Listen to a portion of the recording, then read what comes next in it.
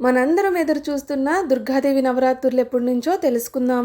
ఆశ్వయుజం నెల శుక్లపక్షకు చెందిన ప్రతిపాద తిథి అక్టోబర్ 3 నుండి అర్ధరాత్రి 12-18 గంటల నుంచి ప్రారంభమవుతుంది. అదే సమయంలో అక్టోబర్ 4న ప్రతిప్రద తెల్లవారుజామున 2:58 గంటలకు ముగుస్తుంది.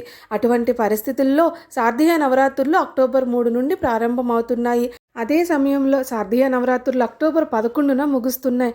కావున అందరూ కూడా అక్టోబర్ 12న విజయదశమి పండుగ జరుపుకోవాలి. హిందూ మత విశ్వాసాల ప్రకారం నవరాత్రుల సమయంలో దుర్గాదేవి భూమి మీదకి వస్తుంది అంటారు.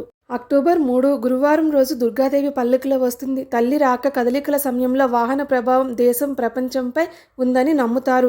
ఈ సంవత్సరం దుర్గాదేవి పల్లకిపై స్వారీ చేస్తుంది. ఈ సంవత్సరం భగవతి మాట చరణాయుధం అంటే పెద్ద పంజా ఉన్న కోడిపై స్వారీ చేస్తుందని పండితులు చెప్తున్నారు. నవరాత్రి 9 రోజులలో దుర్గాదేవిని 9 రూపాలలో అలంకరించి పూజిస్తారు. దుర్గామాతకు జై.